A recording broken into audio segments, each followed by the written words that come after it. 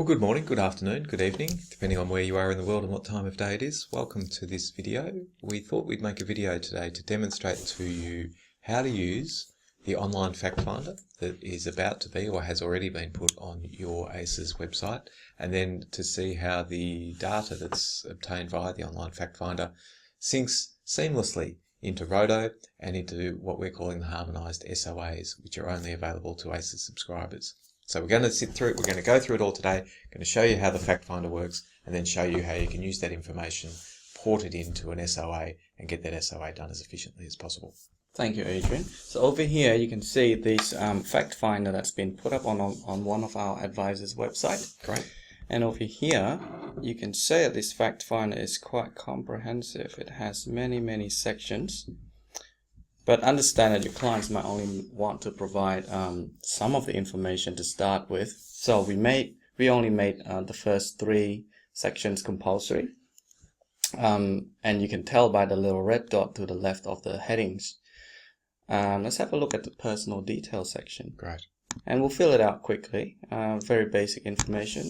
Single Mr. Sample Smith. So you can see we're asking for the all-important information. You can keep going. Yep. What the all-important information is: the person a smoker. 50% of the SOAs written by Dover advisors, 75% of SOAs written by Dover advisors include life insurance. So knowing whether a person is a smoker up front saves time down the track. And as you can see, Wilbert's filling it out here. We have asked for the first 2 of these objectives to be compulsory. You need to know what your client wants from you before you meet with them. But the other 2, the longer term and medium term goals, are optional.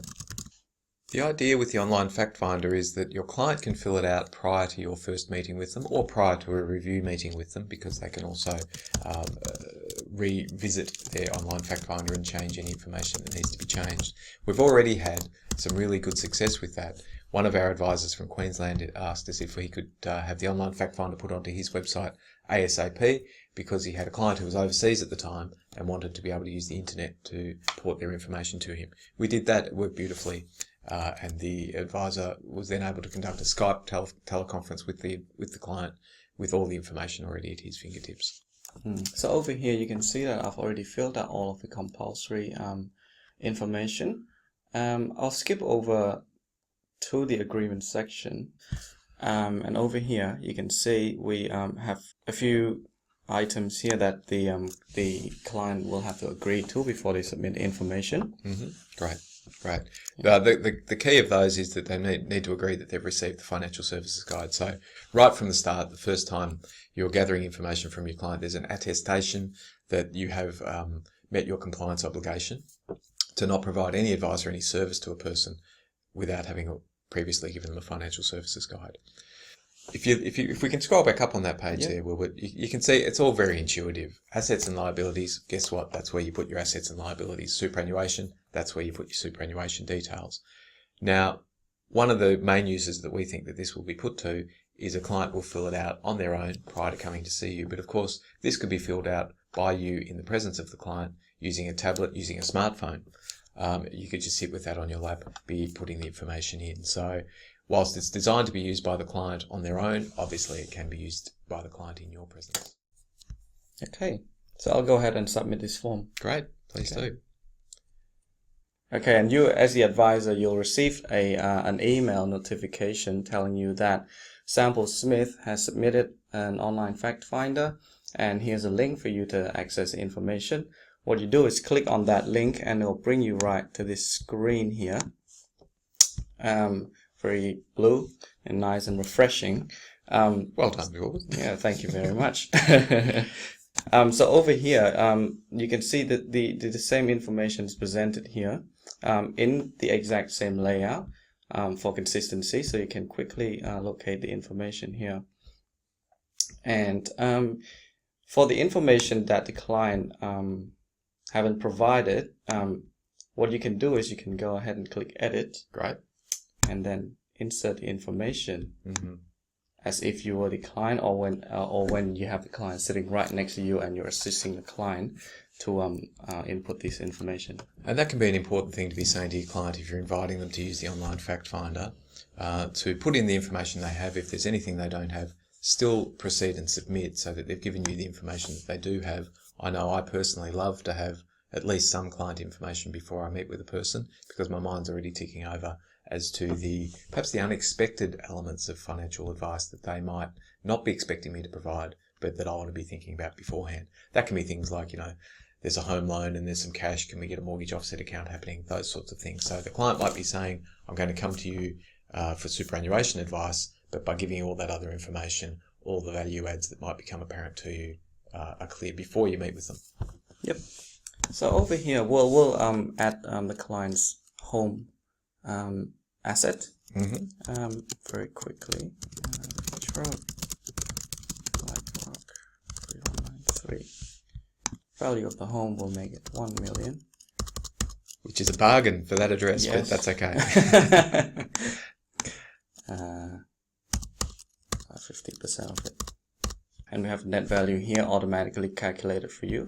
Okay, and then you can add more and more assets as you go there, if the more assets that they have. That's correct.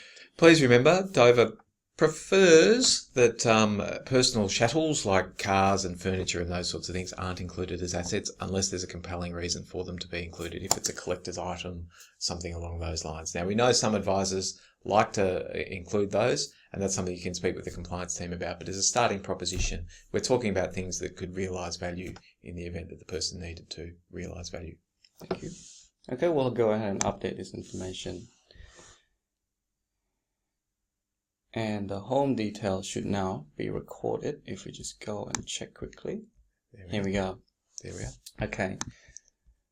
So from here on, the information recorded on this screen can be used to push through to creating an SOA. Great. And you can do that by simply going over to Create SOA, click Insurance. Okay.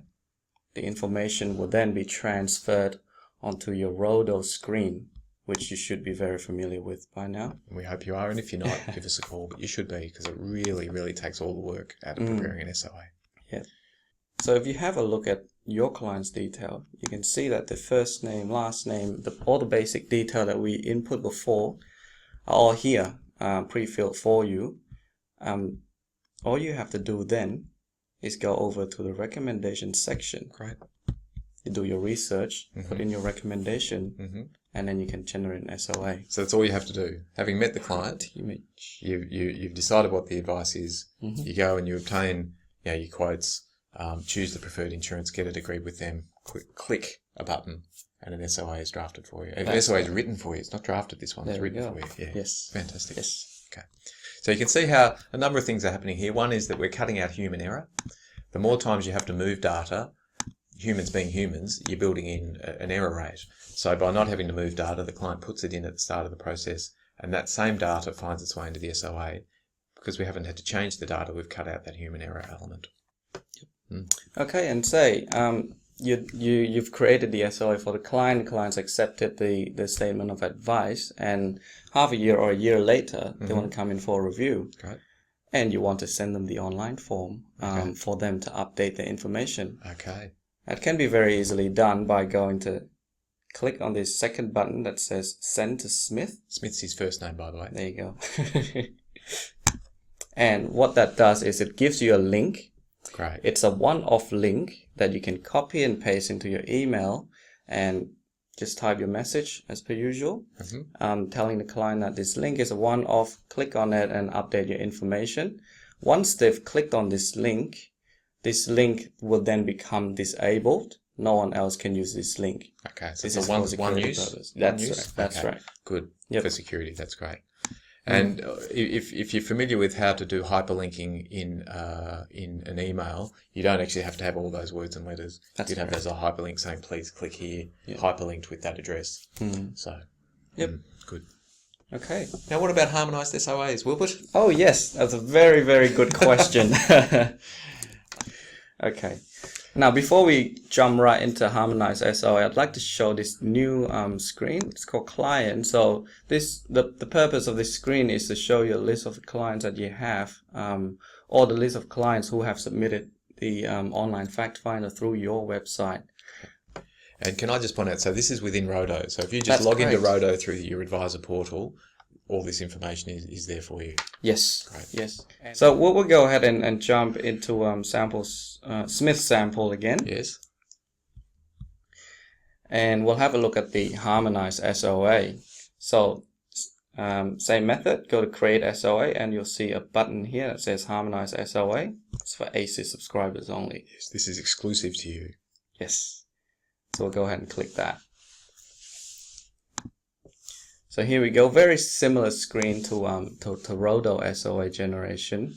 Over here you have advisor details, SOA details, and a new item here you can see called scope of the advice. And we have estate planning, superannuation, direct investment, debt management. So we'll go ahead and tick these. So the reason we've chosen these areas to scope the advice, Roto will do risk insurance and it will do superannuation, and it will give you a complete SOA.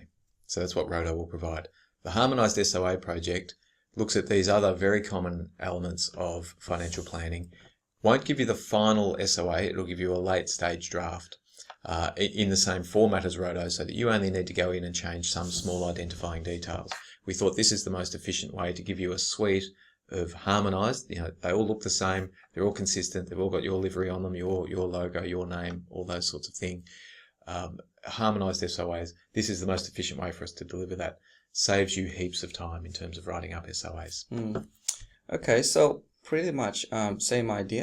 If you look at the client's details, it's all been pre-filled for you. Great. And a lot of these sections here are also optionals. Great. You can skip over them, but we recommend that you fill in as much as possible. Yes. That will make your life much easier when you download the template. Yes. Because the more information you provide, the more complete the template will be. So the less changes you need to make. That's right. And of course, Dover doesn't really like SOAs where the advisor is saying, I didn't get their income, I didn't get their assets, I didn't get their liabilities, but I'm going to give them advice. The compliance team really don't like that. They like you to have as much information as possible. But as Wilbert says, we've only mandated certain information be generated before the system can operate. Yep. Okay, so we'll skip over to estate planning section where you can select the specific area within estate planning that you want to advise to your clients. So over here we have 3 items for estate planning. That's right, yes. Yeah.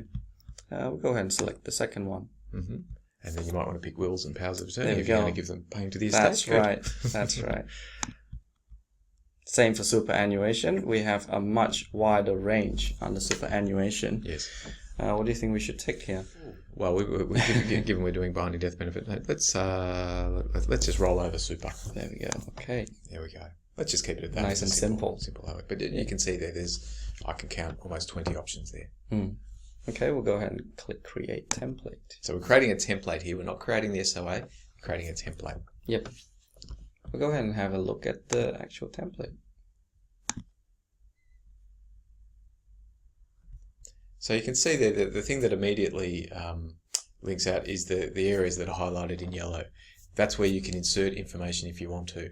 So, for example, if on your website you have ebooks on estate planning, and you will later in the year because we've written one for you, and we will have written one for you, and it will be up on your website, you can just insert the link there. If you don't want to have that, you can delete that sentence. And again, that area highlighted there in blue, okay. So if you're not a tax financial advisor, you need to declare that Dover is. If you are a tax financial advisor, that will have been included in your personal disclosures. Yep. And what do we see? Well, we see all the personal details automatically. That's input. correct. Yeah. Wonderful. And this information came right from the online fact finder.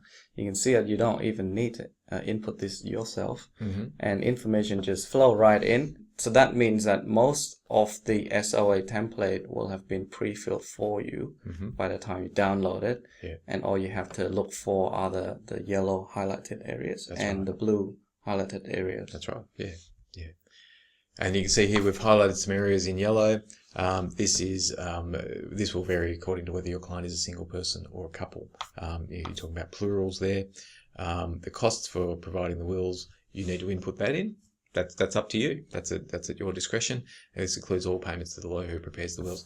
just a little note there on estate planning. What that's making very clear in the SOA is that you, the financial advisor who isn't a lawyer, you're not preparing the wills. Okay, we're going to pay a lawyer to prepare wills for you. It's very clear. It's written there in black and white, so there can be no confusion on the client's part as to who prepared the wills. Yeah. Of course, it's very, very serious offence to try to hold yourself out as preparing a will if you're not a lawyer. So that first blue highlighted area, delete this in the next paragraph if not correct. Okay. And then we insert a link to the relevant PDS. That can be done by hyperlink. We love hyperlinks at Dover. It's the best way to incorporate things into an SOA. To create software that will complete that table for you, incredibly complex, very difficult from your point of view to use. Much better that we just give you a simple table that you fill in the details with. And that was the end of the SOA. That's it. Very 5 short, pages. effective, simple. 5 pages. We've done a rollover. We've given estate planning advice. So your SOAs through us, if you were to have ticked all the boxes, I think the maximum SOA written with the Harmonised SOA project is 8 pages. So short, concise, tells the client what they need to know. Yep. Make changes. So you can, the template is saved. Yes. Yeah, and then you can make changes as That's you go. correct. Yeah. That's correct. Yeah. So if you go through this SOA and then you find out, oh, okay, this client's name is not quite correct, you can either change it directly in this template, or you can come back here and make changes and then update the detail from here, which gets saved. Yes. And you can also see an orange button here that says history. It will show you a list of all of the template that you created previously. Okay. So you can go back to them, download them again, or you can make changes to them. Okay. So therefore, if you're doing something that isn't covered, you can take the format, you can take a template, take it out as a Word document. Half of the work of writing the SOA is done for you in that case. You've got it all formatted and everything. The hyperlinks are in there. The links to ASIC's documentation, which we use as your way of demonstrating that you've given information to the client about whatever it is you're talking about. So ASIC makes some stuff available on estate planning. If you're doing an estate planning SOA, give them what ASIC said. The likelihood that ASIC will then come to you and say you didn't give them enough information, well, that would be ironic, wouldn't it? So we use a lot of that information quite deliberately. If you'd like to know further, you're welcome to give either Wilbert or myself a call. We'd be more than happy to talk you through this, but we hope that you've enjoyed this, our first instructional video, hopefully the first of many, and who knows, we might be here in much flasher circumstances for the ensuing videos. But enjoy. Glad to have talked to you this morning.